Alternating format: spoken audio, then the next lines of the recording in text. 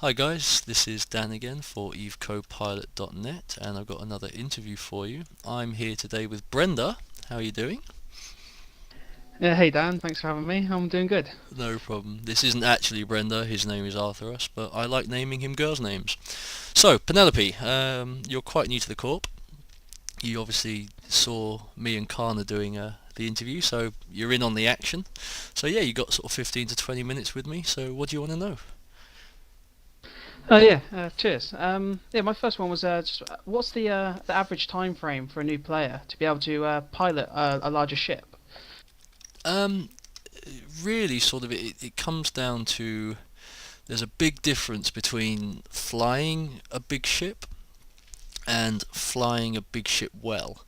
So, for example, in Empire, the biggest ship that you're really going to fly is going to be a battleship. You don't really get, from in a combat environment at least, you're going to be looking at battleships and lower.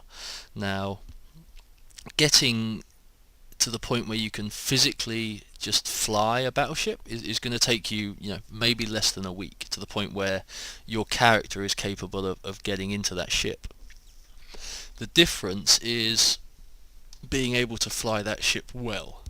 So, for example, you might be able to fly the battleship, but you might not be able to use the large guns that you need to put on a battleship. And I can promise you that a battleship with small guns isn't very useful. You might not be able to fit the armor repairer, for example, or the large shield extender. The support skills. There's a lot of other skills that go in towards flying that ship well. Now, that you're basically not going to have if you just go straight for it. But Eve's quite clever in the way that they do the skill training, in that or most of the skills that you will train in a frigate class ship, like the Punisher that you're flying at the moment. Okay, so a lot of the skills that you need to fit that ship out and to fly that ship are also prerequisites or requirements of flying a cruiser. Okay, so for example, the Amar frigate skill that you learn to get in that Punisher is required to a certain level before you can train cruiser. The small energy turret skill that you trained to fit those guns is a prerequisite of medium energy turrets. So what it's doing is saying to you, okay, you've got enough skills to fly this cruiser properly now, so here's the time to move on. And the way it works is, obviously, you go from start off in a frigate.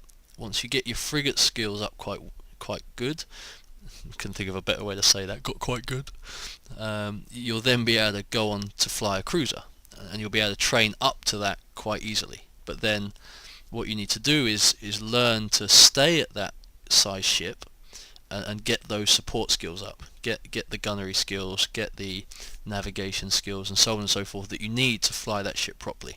Then move on to the bigger and bigger ships until you end up flying the battleships. Now, additionally, this is also a sort of Tech 1 level.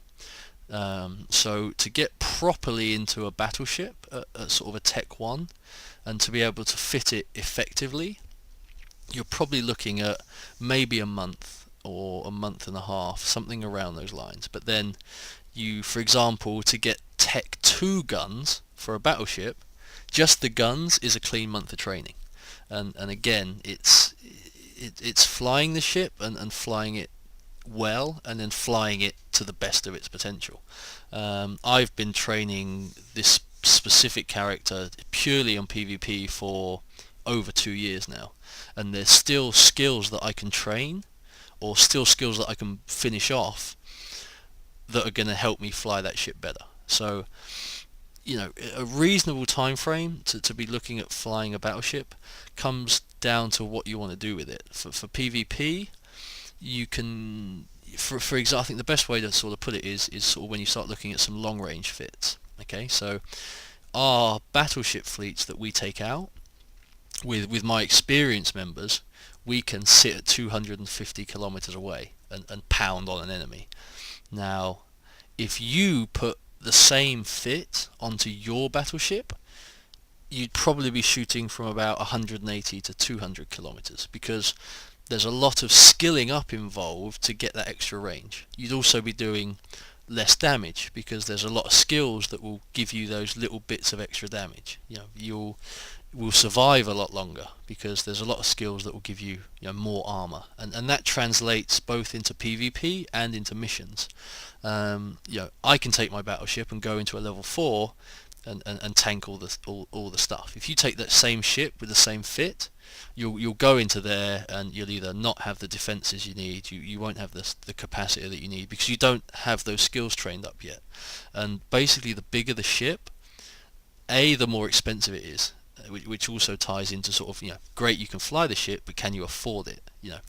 There's a sort of a rule in EvE to never fly anything you can't afford to lose, and it's very rare that a month-old player can afford to lose a battleship. So I think the most important thing to take away from this is not to be too eager to get into these bigger ships, because you can have just as much fun in the smaller ships as you can in but sometimes more fun. The bigger the ship, the slower the ship. The slower the ship, generally the more boring the PvP. So being in these little fast frigates for the PvP side is brilliant. It's a lot more hands-on, a lot more fast-paced, and a lot more engaging. For the mission side of things, that's where you would want to start looking at sort of getting bigger quicker, because it is going to help you survive once you start to get to sort of. But that also kind of ties in quite well with the planning. In theory, you spend your first week or two doing the level 1 missions, and you can quite happily do that in a frigate. Once you can start getting the level 2 missions, you're going to start wanting to look at a cruiser. But by that time, if you've got enough skills and you've put them in the right direction, you'll be able to fly that cruiser effectively. Then in another few weeks after that, you'll be able to get onto level 3s. Then you're looking at battle cruisers. You see, level 4s, you're looking at battleships. So it all times in quite well with this sort of correct progression. So getting that right, I think also this is where having a good corp comes into it, because they can really guide you on that. And additionally, we are going to do a whole series on ship fitting, like with EvECoPilot, and we're going to actually give you a breakdown of every ship, how we fit it, why we fit it that way, what it's good for, and what you should have trained before you start flying that. So that is, this is something I do get asked by a lot of people, which is why we're sort of putting all this time into it. But that's just taking some time to get these fittings figured out, because obviously the fits that I use are all sort of Tech 2, high cost, and that's not, getting these new fits from a new player is what we're currently working on at the moment. Okay, yeah, thank you for that. I mean, it's good to know me putting all this time into my frigates isn't a waste of time. I can enjoy it while I'm doing it, and I'm going to need it to progress anyway. Yeah, it's certainly, they're certainly not wasted skills by any means. They are required to sort of progress. So yeah, you're not just putting all these skill points in just for this frigate that you're never going to fly again. These skills and all these support skills that I keep talking about, they're going to help every ship. So for example, navigation gives you 2% or 5% agility to any ship you fly. Okay, so you train it now, and any other ship you fly is going to have 5% more agility. Gunnery skills, controlled burst is one of our skills. It's going to make every gun you ever fire 5% faster. Doesn't matter, as long as it's an Amar gun, it will fire faster. So these aren't wasted skills by any means. They're always going to help you sort of down the line. Okay, cool. One of my other questions is I don't really know much about the implants. I was wondering, how do implants actually help you in the game? Yeah, implants. This is quite a wide question, really, in that they do so many different things. The main use for an implant is when it comes to the time it takes you to train a skill. So you have if you open up your character sheet and you have a look at your attributes, it'll be third or fourth one down, you'll see that you have X amount of intelligence, X amount of perception, X amount of charisma. Now, these points directly affect how long it's going to take you excuse me, to train a certain skill, right? Every skill has a primary and a secondary attribute. So you may have a skill that requires intelligence and memory, Okay, so a combination of the points you have in intelligence and the points you have in memory will denote how long that skill takes you to train. Now what you can do with implants, if I you'll be able to watch this later on in the video and it will probably make a little bit more sense to you. Now the implants that I have in this character at the moment, I have my slots 1 to 5 filled with improved learning implants. So if I just do a quick show info on this, you'll see this first implant is giving me 5 points into perception. Okay, so my perception skill level is 5 points higher than it should be because of these implants, which means those 5 points will, and I've got one of them for, my second implant gives me 5 points to memory, my third one gives me 5 points to willpower, so all of my attributes have this 5-point boost, which basically means that, you take a skill that would take a week for someone without implants, and it's going to take me 5 days, maybe 4 days. So that's boosting those statistics, boosting those attributes, which then reduces your training time. Now, the +5 implants are very expensive. I think they give or take $1 billion ISK. Now, you can also get +2 implants, +3 implants. Now, once you get to a full member in EvECoPilot, obviously when you first join, you come in as a trial member. After you've been with us and we see you're not just coming in and disappearing again and sort of you're about and making yourself active, we'll make you a full member of the corporation. Now once you get that full member status, we'll give you a set of +3 implants to boost you along, to sort of get you going. Obviously, I mean, they are a reasonable expense. I don't know exactly what they cost these days, but it's not nothing by any means. So we don't just give them out like candy. But the idea from these learning implants is basically that they help you learn these skills quicker. Now you also get a second and a third type of implant. The second implants will bolster things like your rate of fire, like your optimal range, your total armor amount, your total shield amount, your shield regen, your cap regen, the power grid on your ship. You can get pretty much an implant to help you with anything in the game. And again, you go from implants that will give you 1% of armor or 5% of armor. And if you open up the market, you can actually look under. If you go to market and go to browse, you'll have a whole implants section. So if you go to implants and boosters and then implants, you'll see the attribute enhancers, which is what we were just talking about. So, and then you'll also see skill hardwirings. So if we just take slot 10 for example, in fact that's a bad example, we'll take slot 9. And then you get different subcategories. So you've got armor, electronics, gunnery, missile. So say for example and what you want to do is, keep in mind this is a bit of a luxury. Okay, these for the cost of the implant, you don't get much in the way of reward. So they're a bit of sort of a luxury item for the most part. So if we take the armor implants, let's just grab them. You can see the first one there is going to give me 1% armor repair bonus. The second one is going to give me 3% repair bonus, and the third one is going to give me 5. But that's represented in the prices. So the third one is selling for around 100 million each. The second one they'll be selling for maybe 10 million each, and the 1% goes for next to nothing.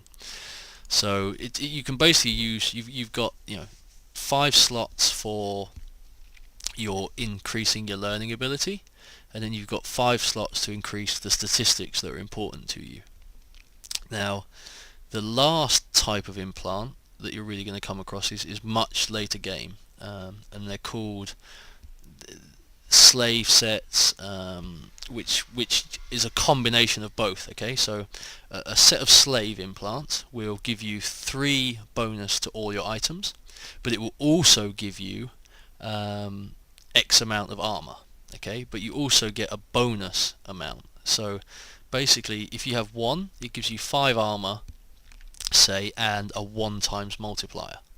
So you get 5 armor times 1%, so you get 5.1%. You then get a second of the same set of slaves, and it gives you 7 armor and 2% and 0.2 bonus. So then you've got a total of 12 armor, but that's times by zero point 0.2, and it basically stacks and it rolls. These are very, very expensive. They're about 2 bill a set, but basically with a full set of slaves you can get almost 50% additional armor. With a full set of snakes you can get almost a full set, almost a 50% or 25% additional speed.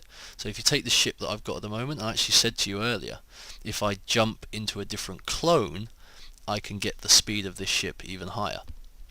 And what you can do is you can research what are called jump clones.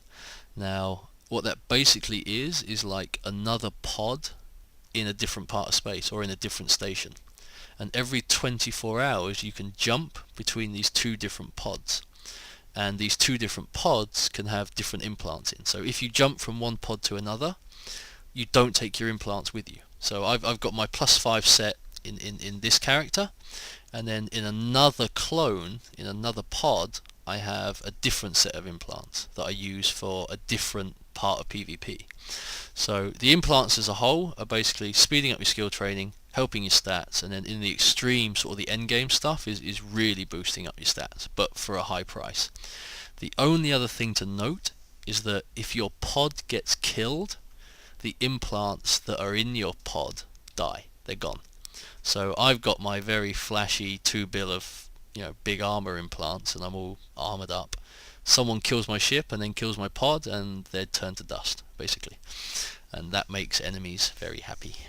So it's a big risk, but potentially, a big reward as well. Yeah. So obviously it's quite complicated to a point. But yeah, thank you for that. Yeah, it's one of those things that you don't really have to worry about in the beginning of the game. The learning implants are quite simple. You get a set of +3 implants and you get faster training. Yeah. And that's really all you have to worry about for your first 5 or 6 months in EvE, because every skill that you train takes a day and gives you the same as your implants. It just doesn't really warrant the spending, and also you're naturally sort of generally quite short of money when you're sort of a new player, so spending that, it can often be spent more wisely elsewhere. Implants are for when you've got the best ship, you've got the best guns on it, and you can't really, you're at that maximum damage. Then spending that additional money gives you that little bit of extra. It's like it's like, imagine you're driving a Vauxhall Nova, okay, and you've got $5,000, okay. Well, you go and you buy a Seat Ibiza, a Toyota MR2, whatever. You buy a faster car, right? If you're driving a Bugatti Veyron and you've got $5,000, okay, well, or maybe you've got 20 grand. You can't go and buy a faster car. Your car's already as fast as it can be. So you'll put a slimmer pair of tyres on it, or you'll put a bigger turbo on it, or it's just that little extra boost. It's the same car, it's the same speed, it's just that little bit extra because you've got that money to blow, basically. So initially, implants for the new player just has to be get the implants in your head, and then you'll train your skills a little faster, so you'll progress a little quicker. Yeah, that sounds helpful. Mm-hmm. Cool. Cool. Yeah, the other question I had was, it's a bit of a different direction now. I mean, I'm one of them people who I prefer a bigger ship. Obviously, it takes time, but when I get to it, I want to join in these wars, have big ship fights, and that's what it is for me. Mm-hmm. But I was wondering, how does a war start, and what rewards do you get from it? Because you're risking your ship, obviously your implants if you're a late gamer. Mm-hmm. Obviously all of that, you die, that's it. You got obviously you're back to square one. So what do you actually get from these wars?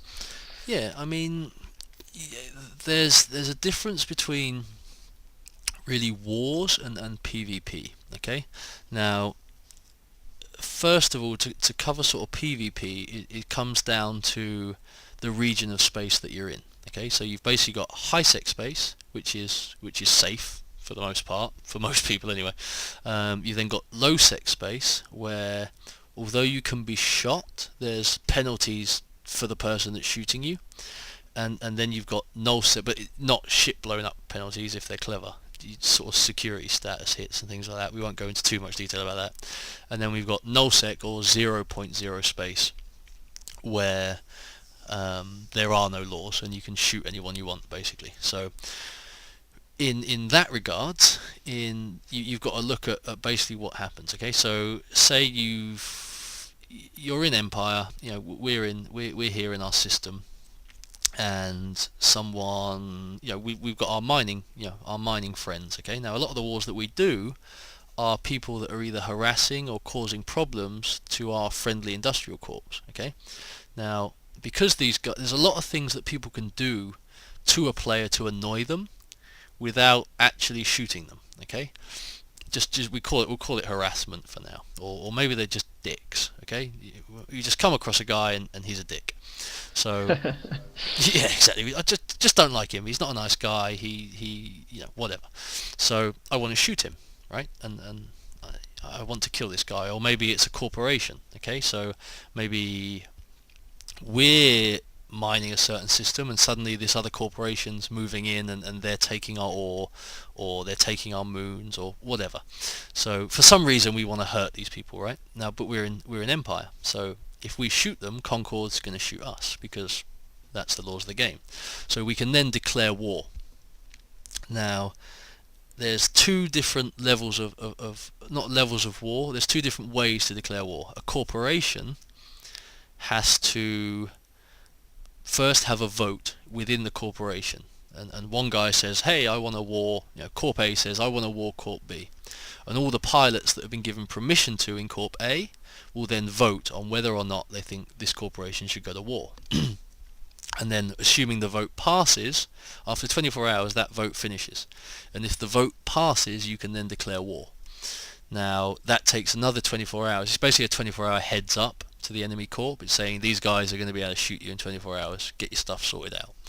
Now, an alliance, which is built of a group of corporations, they don't need to vote, basically. They can just go, I don't like them, this alliance is going to war, and done. Now, basically what happens when a corporation goes to war is that any member of Corp A, once the war goes into effect, after that 24-hour warning period is up, any member of Corp A can shoot any member of Corp B, anywhere, anytime, for any reason, in any ship. So suddenly, Concord, basically, the way to look at it is basically you pay a fee to go to war, and that fee is basically backhanding Concord and going, just stay out of this, just give us some space to blow these guys up, and Concord will just turn a blind eye, basically. So there's no punishment, from a security standing point. You can just blow them up free of charge, basically. But of course they can also fight you. So I mean, why do you go to war? Industrial reasons. Maybe you just like going to war. Maybe they've got some valuable assets in space, because, for example, if a corporation puts down a POS, a player-owned station, if you go to war with them, you can shoot that POS. If you blow up their POS, then they're probably just going to cry and build another one, but it's going to have modules and various things that you can leverage. A lot of people go to war just to ransom the corporation they warred. So they'll start a war and kill their members, and they'll keep killing them until they pay them, and then they'll probably kill them some more till they get bored. So you can make a profit out of it. Regarding what you get, basically comes down to the reason that you started the war in the first place. I mean, for example, if it's, there's normally a reason for it. So if it's this industrial reason, this new corp's moved into our system, they're stealing all our ore, right? We go to war with them, we blow up all their industrial ships, suddenly we've got all the ore we want again, or like it could just be he's a dick. These guys are a bunch of penises, so we're going to go and blow them up, and we're going to keep blowing them up until they go away. So regarding from your sort of ship loss side of things and your personal risks is going to be mitigated a lot because you're in our corporation. So if you come out on a fleet with me and we go to war and you lose your ship, I'll basically give you another one. 1 second. Just sorting out the fleet for when we're done. Now, that basically means that you don't have to worry about, I've only got this one ship. If I lose it, I can't do anything, because if you do lose that ship, you'll just get another one by the corporation, which then basically is giving you, providing you do as you're told. If you just float out into the middle of nowhere and get your ship blown up, I'm just going to laugh at you and tell you better start finding another one. If you do what you're told and you behave well in the fleet, then for that, if you lose your ship fighting for me, you've lost your ship defending our corporation. So for that, I will reward you with another ship, so you can go and do it again, and it's fun. And that's basically welcome to EvE. Yeah, sounds good. Yeah, it is. And also you've got to look. You've got to keep in mind. Just the ship that I'm flying around in now is worth maybe 100 million. Your ship is worth maybe 200,000. So yeah, from our side, having you guys out there is fun for you. It's helping the corp, and it really isn't any sort of money that's going to impact the corporation at all. So we can basically just set you loose, off your lead, go and blow stuff up or die. More importantly, woohoo! I mean, we're very war friendly. A lot of the wars that we do are actually for training purposes. So there are other training corporations out there. EvECoPilot is sort of the main one. I mean, they're much better at training noobs than I am, and sometimes we'll sort of approach them and go, look, nothing personal. I've got some new players that want to get into some combat. You've got some new players. Let's meet at this system. We'll put a war up for maybe a week or so. Have a bit of fun. Keep the fits. It's a very friendly situation. It's just we all want to fight. Let's get together and fight. And the other side of it is obviously for people who have vicious wars. You go out to this nullsec that we talked about earlier, and people have been at war for years, and they've been fighting over space for years and years, and they hate each other with such a passion, Bob. And it's just because the guy that recruited me hated them, so I hate them. So we're just going to shoot each other. And the bottom line is that people enjoy blowing each other up. So there's always going to be fighting. But yeah, that's pretty much wars in a nutshell, I think. We've actually just hit 30 minutes, mate. So I think we need to bring this off to a close now. I mean, unless if you got anything specific you want more detail on regarding the wars, or did that cover it quite well for you? No, that was really good. I mean, it's nice to know, obviously, with you replacing ships or so. It's you don't have to worry about it. You can just enjoy yourself, and I think get people into the game more. Yeah, exactly that. And I mean, so many people come into the game and they're like, I can't do anything. I've only got this one ship. If I lose it, I'm back to square one. What they do is they go, I want to try PvP. They lose their ship, and suddenly they're back in a rookie ship with a mining laser, and they're like, that sucks. I don't want to do that again. Whereas the actual key to it is to build up that buffer of money first, but they can't do that. They're a new player, so hence along comes me to go here. Spend some of my, have some of my pocket change, go and have some fun, enjoy the game. And then they enjoy the game so much before they know it, they're making good money themselves. And we can help you do that as well. Another tutorial, guys. Don't send me another 50 questions about how to make money. I'm ignoring them on purpose. Making money in EvE, it's not WoW. It takes a long time, but that's for another day. So yeah, and that's the whole idea behind it. We just want you guys to have fun, and you can do it at such a low cost to us that. Why not? We make some friends out of it, I guess. So and have some fun. I get to get noobs killed, which is like a hobby of mine. Yay! But you're looking forward to me dying. I haven't died yet. I don't want to jinx myself, but I know it's going to happen soon. But I've not actually fought another player. It might happen sooner than you think. Bring it.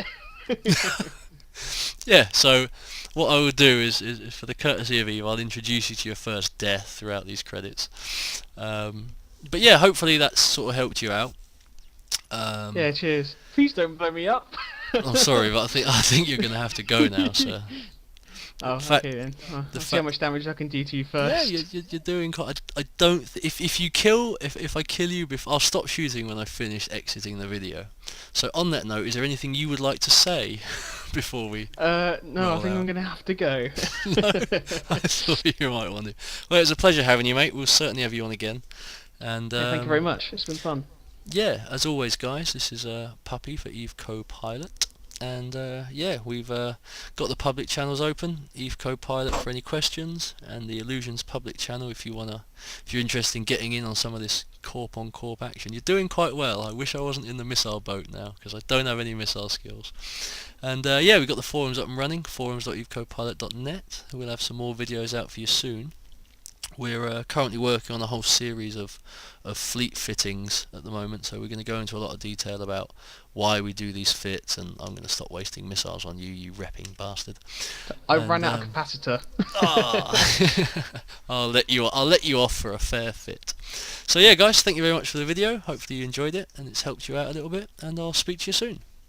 Cheers, mate. Bye, Cheers. Sarah.